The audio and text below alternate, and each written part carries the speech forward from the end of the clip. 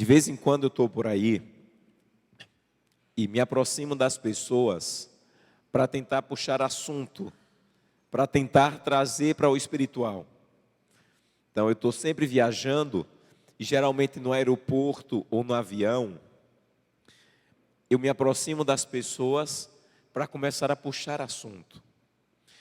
Outro dia eu estava indo para a Argentina e do meu lado sentou uma senhora e eu comecei a puxar assunto com ela.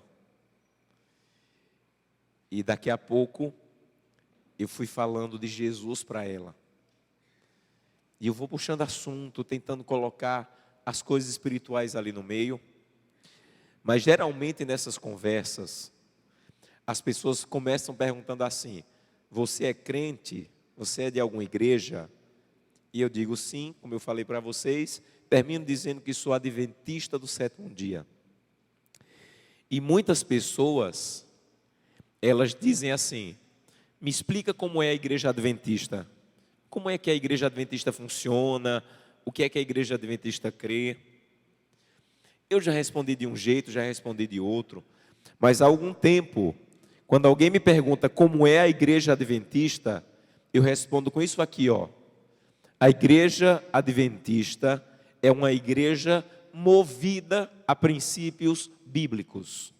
Então eu digo assim: se você crê na Bíblia de Gênesis a Apocalipse, você seria um bom adventista. Pronto, isso é ser adventista. É alguém que crê na palavra de Deus de Gênesis a Apocalipse. Porque nós, como igreja adventista, somos movidos a quê? A princípios. Quer um exemplo? Eu dei estudo bíblico para um casal. E não sei se você já deu estudo bíblico, que quando você olhou para o rapaz, quando você foi conhecendo ele, você pensa assim: isso aqui vai ser um ancião da igreja. Um homem bom, um homem nobre, ele já tem uma boa base bíblica, um bom pai de família. E eu pensei: esse aqui vai ser ancião. E a mulher, essa aqui vai ser diretora do Ministério da Mulher. E tudo que eu ensinava eles aceitavam, se emocionavam, confirmavam na Bíblia. Mas infelizmente eles não batizaram. Por causa de um ponto, eles travaram em um ponto. Qual foi o ponto que eles travaram? O sábado. E eu poderia, como pastor, eu tenho autoridade como pastor, de dizer assim: olha, o mais importante é o batismo, essa questão do sábado é só um ponto fora da curva, batizem e depois a gente vê o que é que faz com o sábado. Eu tenho autorização de fazer isso? Por que não? Porque a igreja não negocia princípios. Nós estamos presos, não é o que um pastor pensa, não é o que um pastor acha, nós estamos presos a quê? E por que é que nós estamos presos a princípios? Porque os princípios confirmam a nossa adoração. Como é que você sabe que está adorando do jeito certo? Você só sabe se está adorando do jeito certo se a sua adoração está baseada em princípios bíblicos. O que confirma a adoração não é o que eu quero, não é o que eu acho, são os princípios. Por exemplo, por que que a gente não adora a Deus no domingo, gente? Por que que a gente não adora a Deus na quarta-feira? Por que que a gente não estabelece que qualquer dia pode ser dia para você adorar a Deus? Porque há um princípio que diz que Deus já escolheu o dia. Qual foi o dia que Deus escolheu? O mais fácil era nós dizermos assim, ó: se não der para você o sábado, escolha a quarta. Se não der para você a quarta, escolha o domingo, escolha a terça. O importante é ter um dia. Por que que a gente não diz isso? Porque nós estamos presos a princípios. E o que determina se a adoração é correta são os princípios. Por exemplo, eu vim do interior e meu pai lá tem um sítio. E eu cresci vendo meu pai plantar. E eu já aprendi agora. Todo lugar que eu vou, eu coloco uma roça. Lá onde eu estou morando agora, eu já plantei cana-de-açúcar, macaxeira, coentro, tomate, tem tudo lá. E eu sei que dá trabalho preparar a terra, plantar, aguar, combater a praga, colher. Caim fez tudo isso e Deus não aceitou a oferta de Caim. Por que Deus não aceitou a oferta de Caim? Olha o trabalho que deu para plantar, para colher. Por que Deus não aceitou a oferta de Caim? Porque havia um princípio que dizia que não era aquilo que Deus queria para a adoração. Caim quis oferecer o que ele quis. Deus não aceitou, porque na adoração o que você quer não importa. Na adoração o que você quer não importa. O que importa na adoração é o jeito que Deus quer, de acordo com os princípios da sua palavra. Outro exemplo. Quando o povo estava no deserto,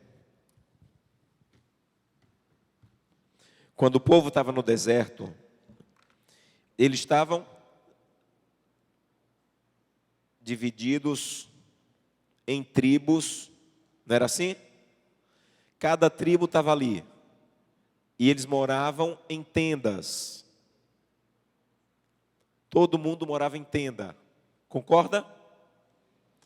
Não há um versículo bíblico, nenhum, que Deus diz como deveria ser a tenda do povo. Nenhum.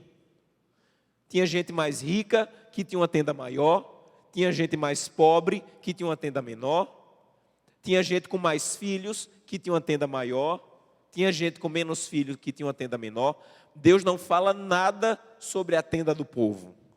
Mas chega um momento que Deus diz assim para Moisés: Moisés, agora eu quero que você construa uma tenda para mim, onde vai acontecer a adoração. Como é o nome da tenda de Deus?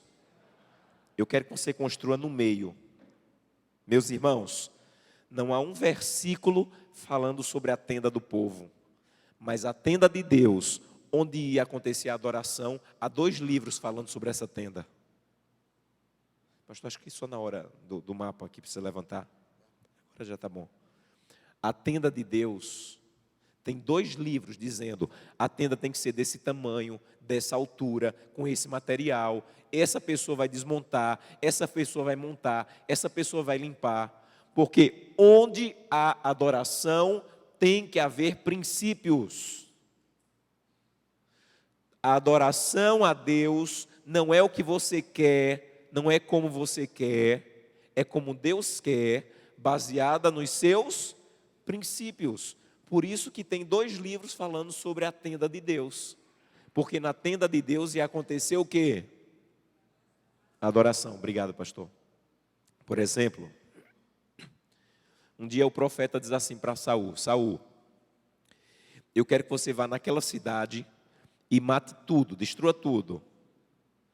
Aí o profeta chegou lá, se aproximou de Saul e disse assim: Saul, eu estou ouvindo um barulho de animais. Que barulho de animais é esse? E disse que Saul inchou o peito e disse assim: você vai me parabenizar. Eu guardei o melhor do rebanho para adorar a Deus. Aí o que é que o profeta diz? Deus não quer adoração. Deus não quer sacrifício. Deus quer obediência ao que Ele mandou fazer. Não é do jeito que você quer. Não é como você quer. A mesma coisa com usar. Não é do jeito que você quer. É como Deus quer. Sabe por quê? Porque o que eu acho melhor não importa na adoração. Vamos repetir isso aqui? O que eu acho melhor não importa na adoração. Na adoração só importa o que Deus quer, de acordo com os princípios que Ele estabeleceu. Satanás sabe disso. Porque Satanás sabe que a adoração é o centro do grande conflito. Então, na cabeça de Satanás funciona assim: eu não queria que você adorasse a Deus, mas já que você quer adorar a Deus, adore a Deus do jeito que você quer e não do jeito que Ele quer. Porque Satanás sabe que adorar a Deus do jeito que eu quero e não adorar é a mesma coisa. Vou repetir. Adorar a Deus do jeito que eu quero ou não adorar é a mesma coisa. Então Satanás diz assim: você quer adorar um dia a Deus? Adore. Só que não adore no sábado. Escolha qualquer dia. É a mesma coisa. É a mesma coisa para Satanás, mas não é a mesma coisa para Deus. Porque a adoração tem que ser do jeito que quem quer. De acordo com o quê? Os princípios. E deixa eu te dizer uma coisa. Dízimo e oferta é adoração. Por isso que na devolução do dízimo, não importa o que você quer. Na adoração da oferta, não importa o jeito que você acha melhor. Um dia, um irmão me perguntou assim: pastor, me explique, por que é que eu não posso pegar o meu dízimo e comprar cesta básica para dar para os pobres? Pastor, o que é que tem a ver isso? Por que é que não pode? Eu disse: por dois motivos. Primeiro, porque você está fazendo caridade com dinheiro que não é seu. Aí é muito bom. Fazer caridade com dinheiro do outro é a coisa mais fácil do mundo. Segundo, você tem que se preparar para ir para o céu e chegar lá e dizer: Jesus, por que é que não podia usar o dízimo para comprar a cesta básica? Eu não sei te responder. Eu só sei te dizer que Deus disse que não é para fazer isso com o dízimo. Então se prepare para ir para o céu. E lá você pergunta a Jesus. Porque se eu tivesse estabelecido o dízimo, eu deixava pegar o dízimo para dar para o pobre. Mas não fui eu que estabeleci. Quem estabeleceu foi Deus. E Ele disse como queria. Porque na adoração não é do jeito que eu quero. Não é do jeito que eu acho melhor. Não é do jeito que eu acho mais bonito. A adoração só é verdadeira se é do jeito de quem? De Deus. Quando essa igreja que você faz parte começou, as pessoas vieram de várias igrejas diferentes. E alguns deles disseram: nós não podemos organizar uma igreja. Vamos pregar o evangelho, mas sem organizar a igreja. Porque eles começaram a colocar na cabeça que organizar uma igreja era virar Babilônia. Então eles começaram a comprar escola, e como não tinha igreja organizada, começaram a colocar o documento dessa escola no nome do diretor, o documento do hospital no nome do médico. Como a igreja não era organizada, tinha gente que dizia assim: eu faço parte desse povo, e começava a pregar uma verdade que não tinha nada a ver, umas teorias que não tinha nada a ver com a verdade, e começou a virar bagunça. Aí Deus levantou Ellen White para dizer assim: vocês estão enganados. Organização não é Babilônia não, Babilônia é bagunça. Então se nós organizarmos, nós não viramos Babilônia. Babilônia é confusão. Então, um pastor, ou um grupo de pastores, se reuniu e foi procurar Ellen White. Então, e disse: Ellen White, nós vamos organizar a igreja. E nós temos alguma pergunta para lhe fazer. É para ter pastor nessa igreja? Segundo, é para o pastor ganhar salário? Terceiro, é para ter dízimo e oferta nessa igreja? Quarto, como é que a gente vai pagar os pastores? E eles levaram um monte de pergunta para Ellen White. Sabe o que ela respondeu? Deus não me autorizou a responder o que já está revelado na sua palavra. Vão estudar a Bíblia, está tudo na Bíblia. Ellen White não deu uma resposta. E um pastor chamado Andrews, ele fez uma comissão com mais 4 pastores. Pastor Andrews, pastor Tiago White, pastor Lofbury, pastor Ken Wright e pastor Uriah Smith. Os 5 foram para a Bíblia, para estabelecer como seria a adoração financeira dessa igreja. E eles disseram que às vezes passavam a noite estudando a Bíblia, para descobrir como é que a igreja era organizada, ou deveria ser organizada. Então deixa eu te dizer o que é que eu vou falar para você agora. Eu vou mostrar para você na Bíblia que a maneira que a igreja funciona não foi tirada da cabeça de um pastor, foi tirada da palavra. Porque tudo que essa igreja faz na adoração tem que estar baseado onde? na palavra. Primeira descoberta dessa comissão do pastor Andrews foi essa aqui, ó. Eles descobriram que organizar-se não nos transforma em Babilônia, que é desorganização que se parece com Babilônia. Agora, eles foram descobrir, é para ter pastor nessa igreja? E descobriram na Bíblia que deveria ter pastor. E como é que o pastor deveria ganhar? Deveria ter dízimo, deveria ter oferta. Então eles estudaram, meus irmãos, a tribo de Levi, e pegaram a tribo de Levi como parâmetro para como deveria funcionar os pastores dessa igreja. Aí eles descobriram alguma coisa. Primeiro, eles descobriram que os pastores, assim como os levitas, deveriam ter dedicação exclusiva ao ministério. Um levita não podia ser levita e plantador de roça, não podia ser levita e pastor de ovelhas. Se ele fosse levita, 24 horas por dia, ele tinha que trabalhar só para a causa de Deus. Eu não sei se você sabe disso, mas a igreja adventista é praticamente a única que o pastor não pode ser pastor e policial federal, pastor e advogado, pastor e professor universitário. Por quê? Não é porque é bonitinho, é porque é um princípio bíblico. Todo ano, o seu pastor assina um documento chamado dedicação exclusiva, dizendo que ele vai se dedicar unicamente para o ministério pastoral.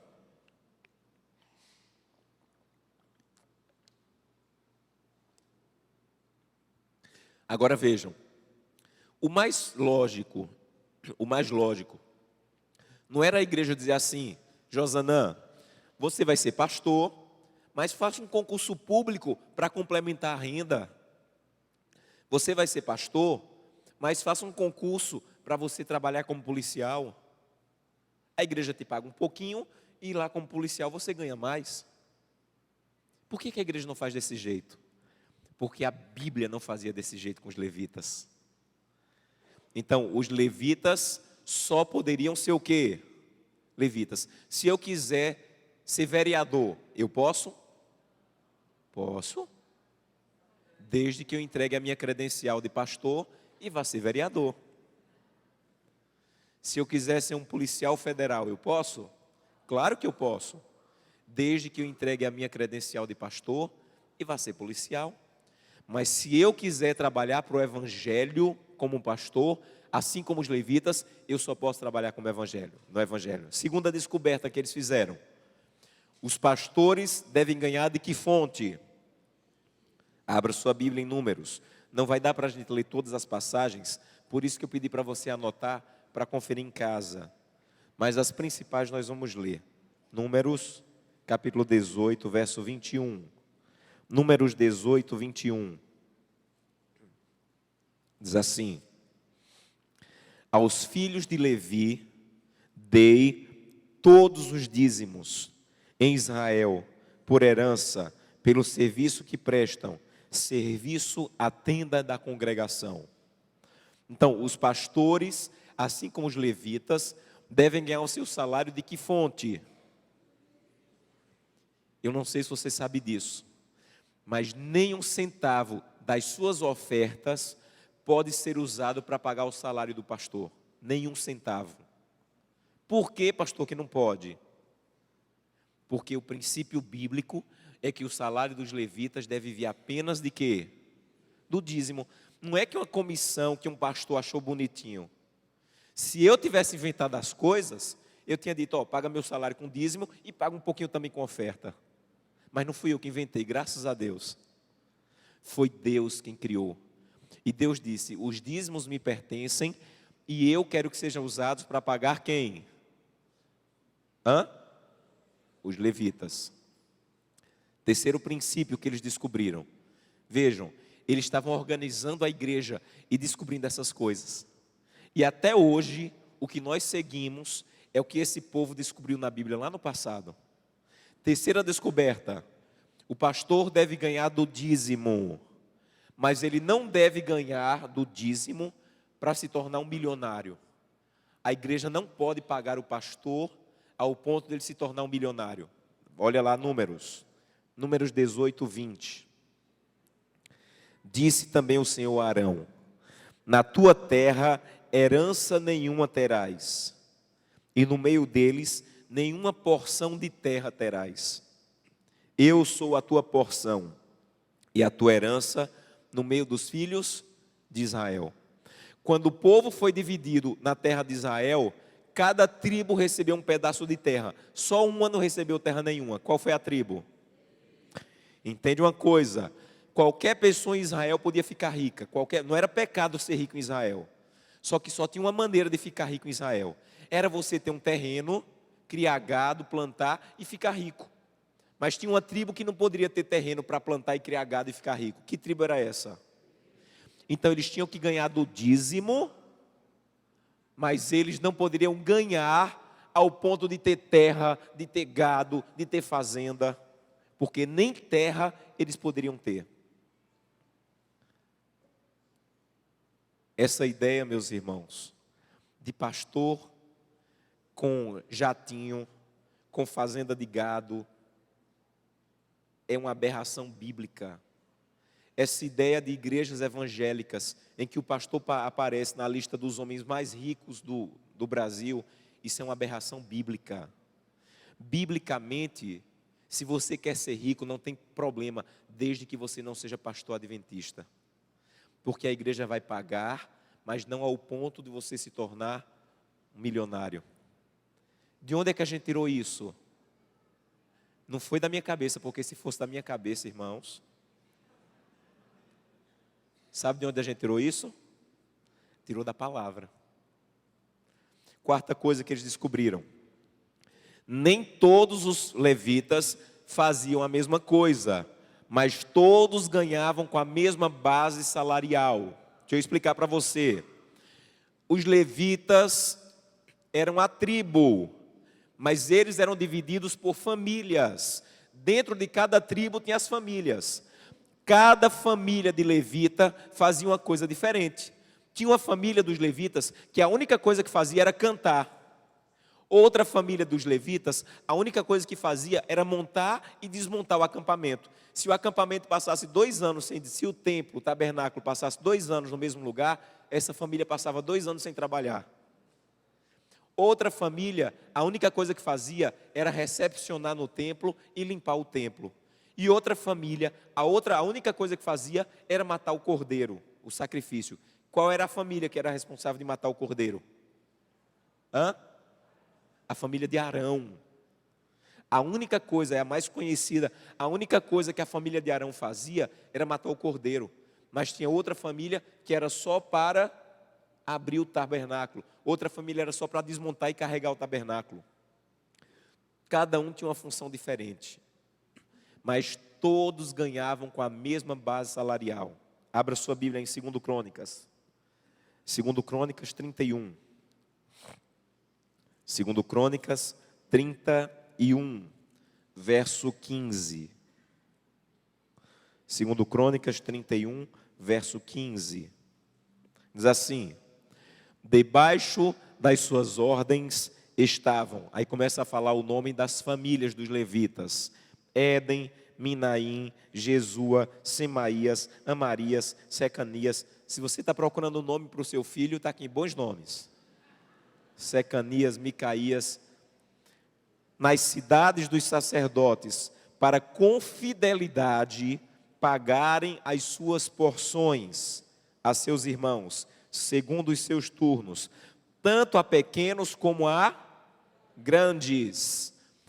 Na língua hebraica, esse termo, tanto a pequenos quanto a grandes, é uma palavra de contabilidade. Significa o seguinte: se ele for o sumo sacerdote, ou se ele for o levita que só faz varrer, ele tem que ganhar com a mesma base. Porque os levitas não ganhavam pela função. O levita ganhava porque era levita. A base salarial dos levitas era a quantidade de filhos. Quem tinha mais filhos ganhava um pouco mais. Quem tinha menos filhos, mas todos ganhavam com a mesma base. Era possível que o sumo sacerdote, que é o sacerdote mais importante, que tivesse só 2 filhos, ganhasse menos do que o sacerdote que abria e limpava, mas tinha 10 filhos. Irmãos, isso não é tirado da cabeça de um homem. Um homem não consegue inventar isso. A igreja paga os seus pastores do mesmo jeito. A base salarial do salário do pastor Ayrton Killer, que é o presidente da divisão, é a mesma do seu pastor distrital. Se eu quiser ser presidente dessa igreja, eu posso até querer ser, mas só para ter mais dor de cabeça, mas não para ganhar mais, porque a igreja vai pagar a mesma coisa. Irmãos, isso é uma das coisas mais lindas que nós temos como igreja. Hoje, o meu salário líquido, o que chega na minha conta, é R$ 2.300. Esse é o meu salário. Ah, pastor, ainda é muito. Então venha ser pastor para ganhar a mesma coisa, mas só pode chegar até aí. Pastor, mas vem cá. E o Luiz Gonçalves, que é famoso, que vive na televisão, ganha a mesma coisa. Porque a igreja não paga por sua importância ou função, ela paga porque você é levita, do mesmo jeito que os levitas ganhavam no passado. Irmãos, qual é a organização no mundo que paga o líder maior do mesmo jeito daquele que está lá na ponta trabalhando? Só a organização de Deus. Pastor, então quer dizer que todos ganham a mesma coisa? O salário, sim. A base salarial, sim. Qual é a diferença do ganho de um pastor para o outro? Não é o seu salário, são os reembolsos de despesas. Por exemplo, o meu trabalho hoje, a igreja me pediu para atender 8 países na divisão sul-americana. É claro que a igreja gasta muito mais comigo do que com o pastor do distrito, que tem 10 igrejas. Então a igreja paga as minhas passagens, para poder vir para cá, a igreja está pagando a minha passagem de avião, coisa que ela não precisa pagar para o pastor distrital. Mas essa passagem não vai para mim, vai para Gol. Então a igreja gasta mais comigo, mas gasta mais comigo porque o meu território é maior. Por exemplo, qual é a diferença do que a igreja gasta com o distrito, com o pastor distrital e com o presidente do campo? O pastor distrital tem 10 igrejas. O pastor presidente tem 300. Então é claro que a gasolina que o pastor presidente gasta é maior do que a que o pastor distrital gasta. Mas não vai para o bolso do pastor. É uma devolução das despesas de trabalho dele. Ficou claro? Mas a base do salário dos pastores é a mesma. O que é que você diz? Deus seja louvado, meus irmãos. Oi.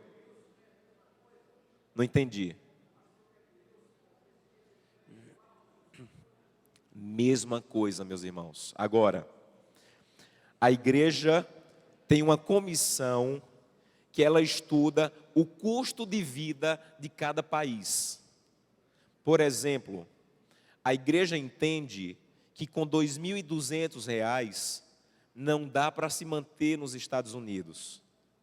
Então, pelo custo de vida de lá, em valores, ele ganha mais, mas igual a todos os pastores de lá.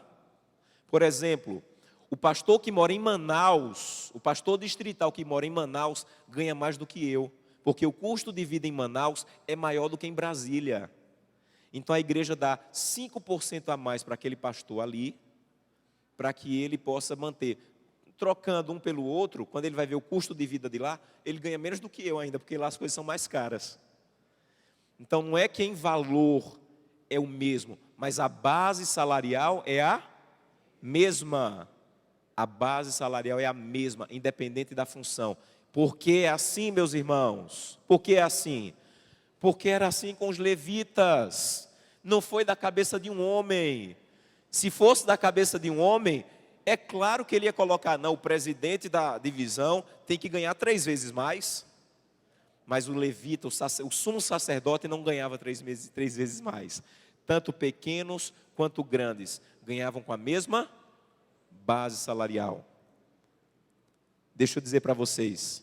Agora, eles tinham que saber, ok, vamos pagar o pastor tem que ganhar do dízimo, o pastor não pode ganhar ao ponto de ser milionário. Agora, como é que a gente vai recolher o dízimo do povo de Israel? Irmãos, olha que coisa extraordinária, presta bem atenção aqui. Presta bem atenção aqui.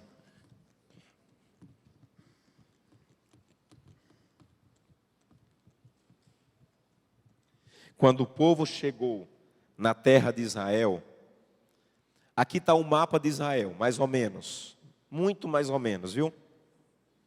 Aqui está o mapa de Israel. Quando eles entraram na terra, Deus orientou Josué a começar a fazer o quê?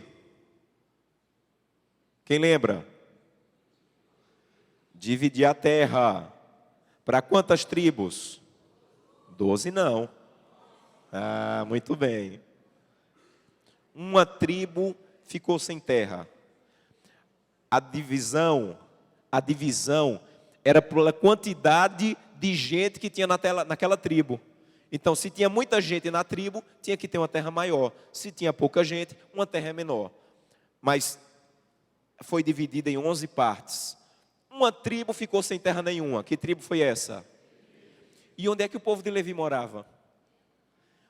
Deus mandou que cada tribo separasse cidades para os levitas morarem nessas cidades em cada tribo. 48 cidades foram espalhadas por todo o território. Então, cada tribo tinha um distrito pastoral do levita. Toda tribo tinha, toda tribo. Os levitas estavam separados em todas as tribos, 48 cidades. E aqui, aqui ficava Jerusalém. Irmãos, o que era o mais fácil? O mais fácil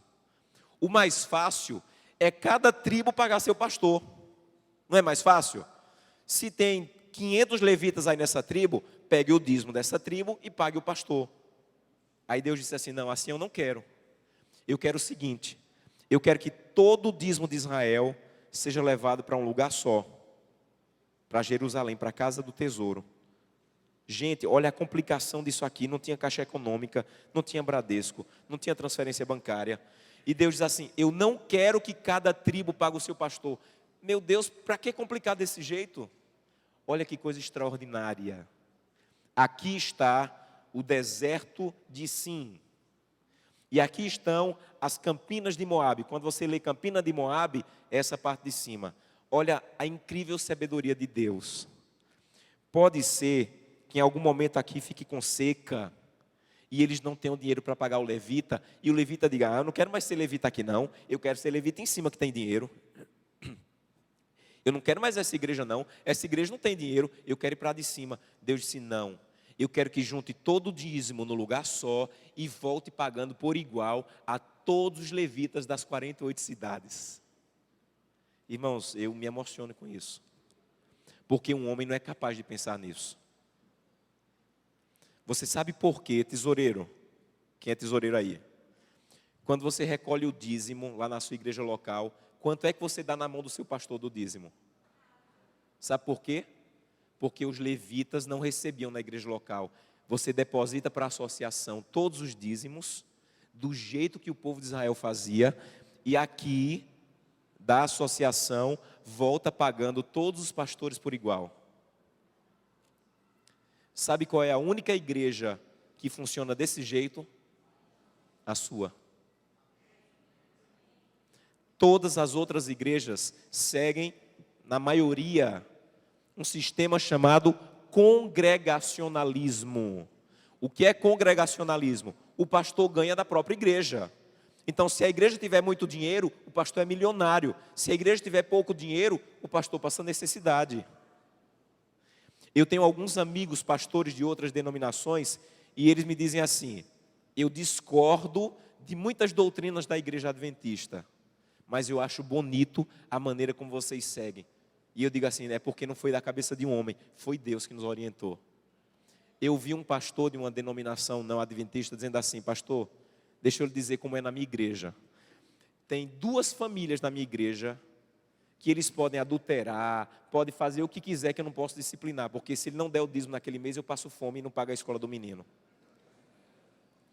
Se todo o seu distrito esse mês parar de devolver o dízimo, o seu pastor vai receber o salário dele, porque não depende da igreja local. Todos mandam para o mesmo lugar e dali volta pagando por igual a todos, porque era assim que funcionava em Israel. Moçambique. O dízimo dos irmãos de Moçambique não dá para pagar os pastores. Sabe quem é que ajuda a pagar os pastores de Moçambique? Você. Porque 20% do seu dízimo, do seu pacto, e uma parte, quase 3% dos dízimos, vão para a associação geral e eles ajudam esses lugares mais pobres da terra. Então o pastor de Moçambique, ele pode trabalhar sabendo que se naquele mês todo mundo da igreja dele não devolver o dízimo, ele vai ter salário. Porque funcionava assim em Israel. Só que hoje, o nosso território não é mais um pedaço de terra. Qual é o nosso território hoje de atuação? É o mundo. Sabe por que eu estou falando isso, meus irmãos? Porque ainda tem membros da nossa igreja que pensam assim: se o dízimo aumentar aqui, o salário do pastor vai dobrar.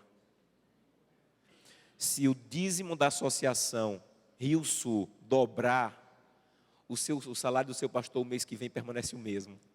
Sabe o que é que vai dobrar? O avanço da missão. Alguém aqui já viu algum distrito ser dividido?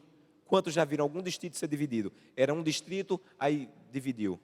Por que dividiu o distrito?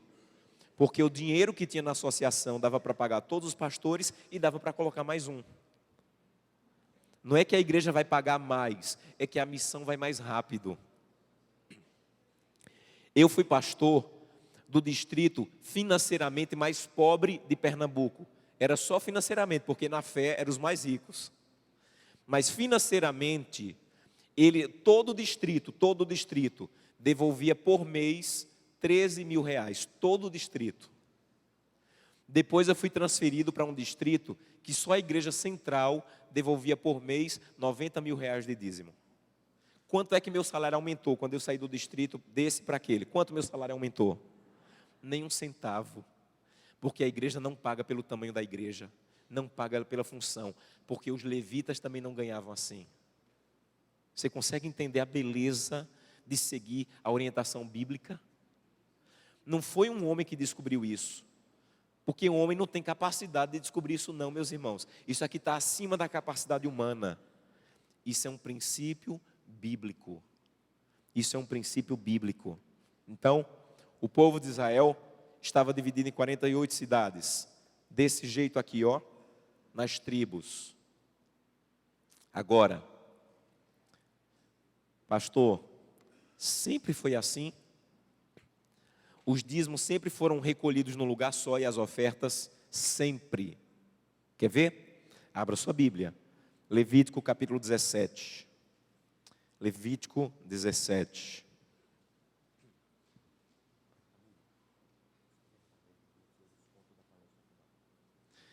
Levítico capítulo 17, versos 2. Esse capítulo está falando do tempo que o povo ainda estava no deserto, tá bom? Então, eles ainda não estavam nesse momento aí, eles ainda não estavam nas terras de Canaã, eles ainda estavam no deserto lá. Olha que coisa linda esse versículo diz aí. Levítico 17.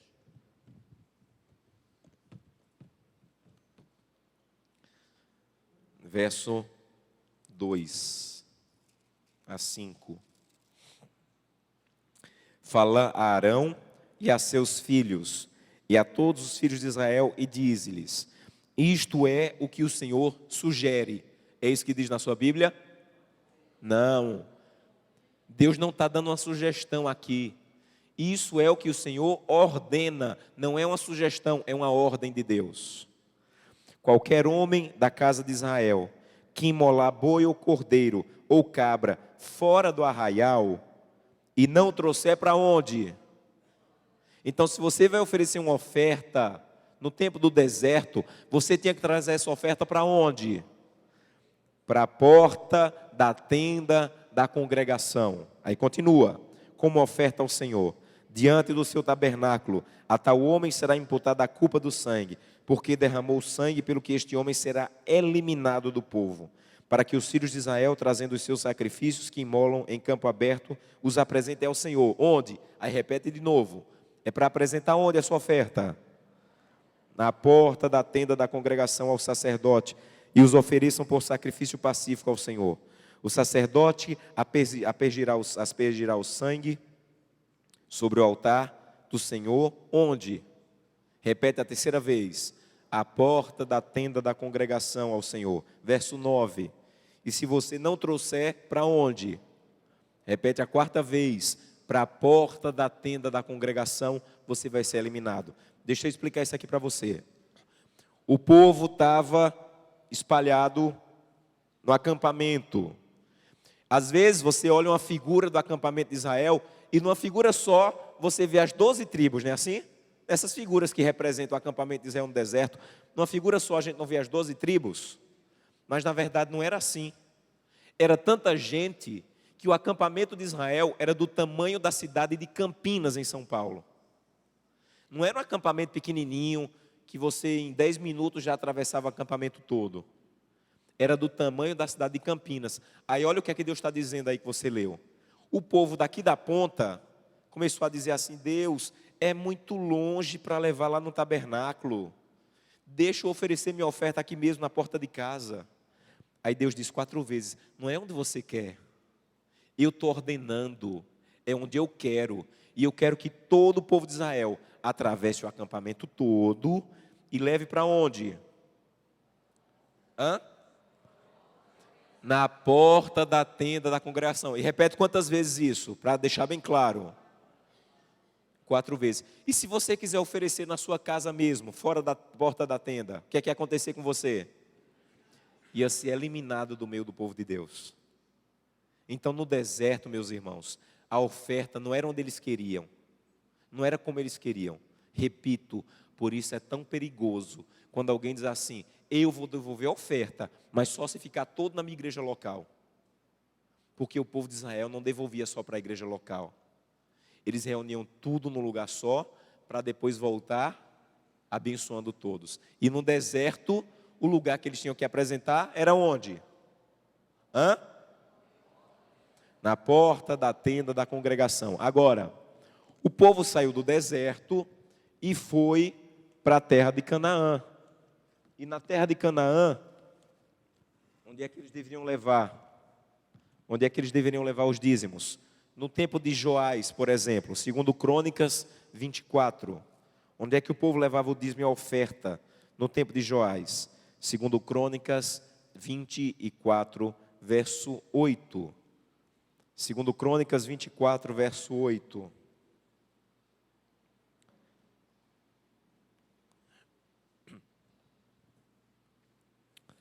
Diz assim: deu o rei ordem e fizeram um cofre e o puseram do lado de fora da porta da casa do Senhor em Jerusalém. Então no tempo de Joás, o rei mandou construir um cofre e o povo tinha que levar o dízimo e colocar esse cofre onde? Na porta da casa do Senhor. E no tempo de Ezequias, onde é que o povo levava o dízimo? Segundo Crônicas 31, 11. Onde é que o povo levava o dízimo? Segundo Crônicas 31, 11. Então ordenou Ezequias que se preparasse um depósito. Onde? Na casa do Senhor. Uma vez preparados, eles recolheram neles fielmente o quê? As ofertas, e o povo começou a dar tanto que o cofre já não cabia. E o rei mandou preparar alguns quartos para guardar o dízimo e a oferta do povo. Mas onde? Na casa do Senhor em Jerusalém. Mesma coisa no tempo de Neemias. Aí fala as câmaras da casa do tesouro. E no tempo de Malaquias, é o mais conhecido: trazei todos os dízimos para onde? Então no tempo de Moisés no deserto era num lugar só. No tempo de Joás era num lugar só. No tempo de Ezequias era num lugar só. No tempo de Malaquias era num lugar só. Porque Deus sempre quis que os recursos do seu povo se unissem para abençoar toda a família cristã, toda a família de Israel ao redor do território. Nós seguimos esse princípio, meus irmãos. Quando o dízimo e a oferta vai para a associação, tesoureiros, quanto da oferta fica na igreja local? 60%. Os outros 40% eu vou explicar tarde, mas eles vão distribuídos para toda a família adventista ao redor do mundo. Você já foi em Moçambique? Quem aqui já foi em Moçambique? É isso aí. Se você é dizimista e pactuante, você já foi em Moçambique. Quem aqui já foi no Afeganistão? Levanta a mão, quem já foi no Afeganistão? É isso aí. Se você já devolveu dízimo e oferta, em algum momento você foi lá no Afeganistão. Porque era assim que funcionava em Israel. Agora, pastor, sempre foi assim? Sempre foi assim? Infelizmente teve um momento que não foi assim. Abra sua Bíblia em 1 Reis. 1 Reis 12. 1 Reis 12. Versos 26 a 28. Antes de ler, deixa eu explicar o contexto dessa passagem. O neto de Davi, que assumiu o reinado, como era o nome dele? Roboão.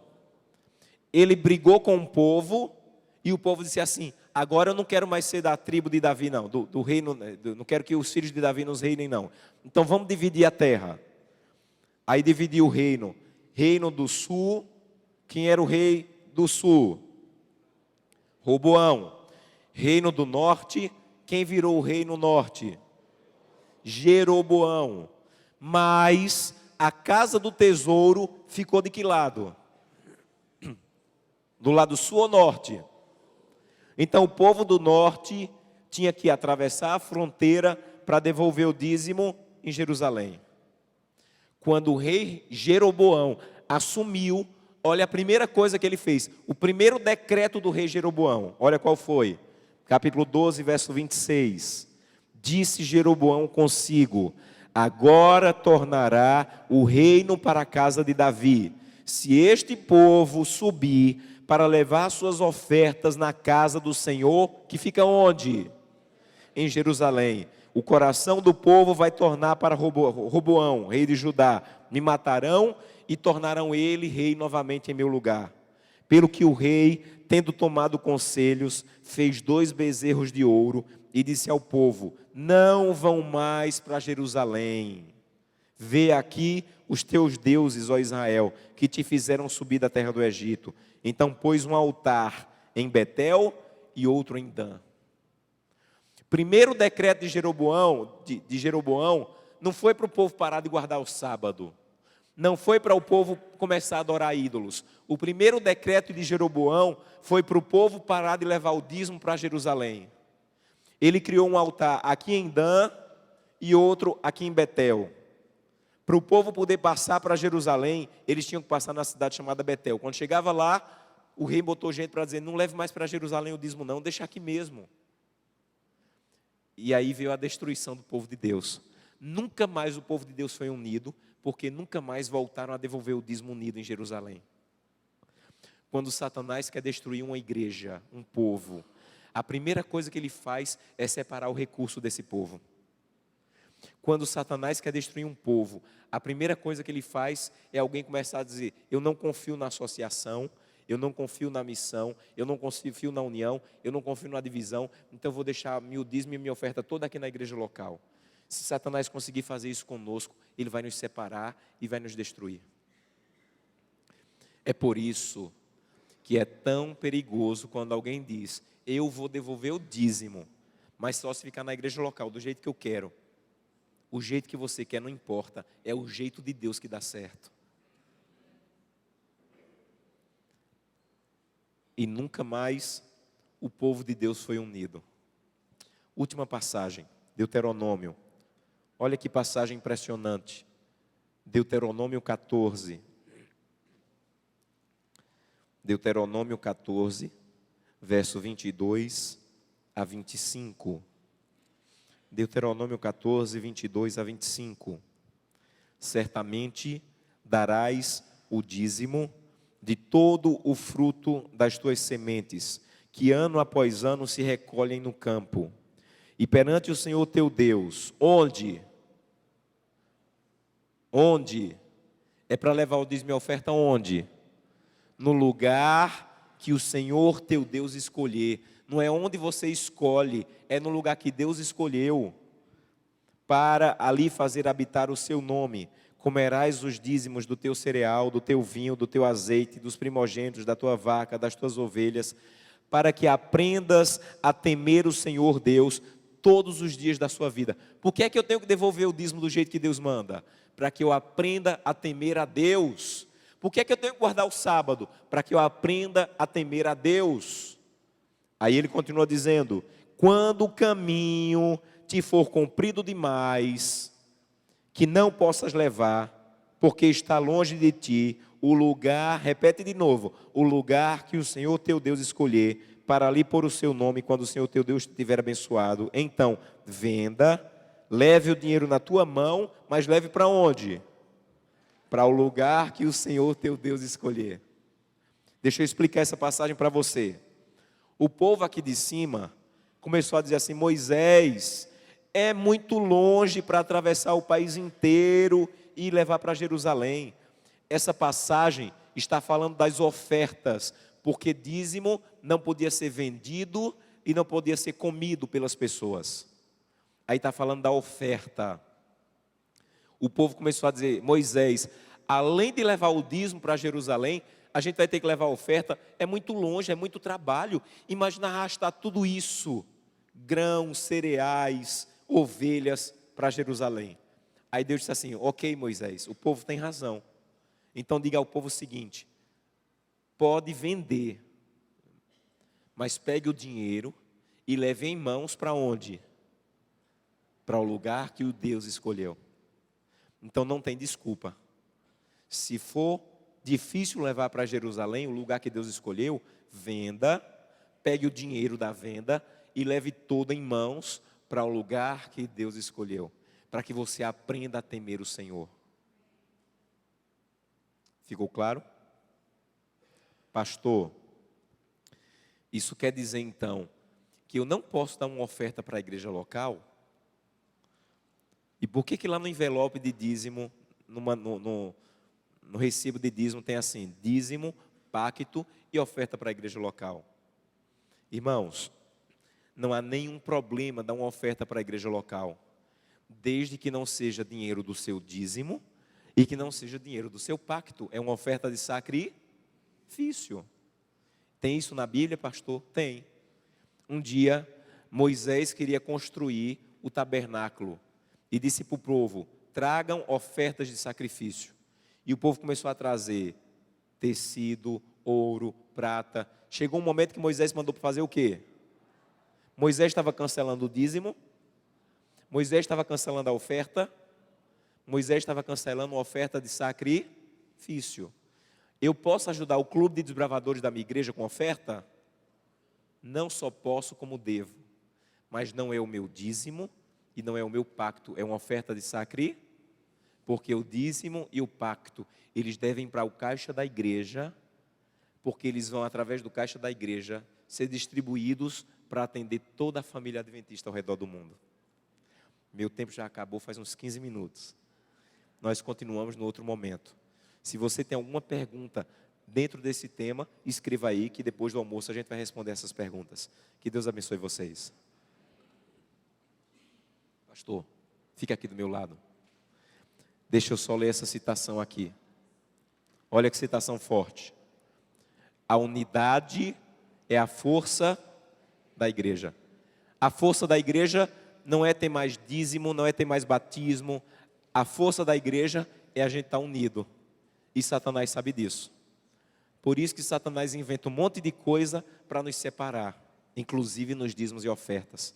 Porque ele sabe que a força da igreja é estarmos o quê? unidos. Deus abençoe vocês.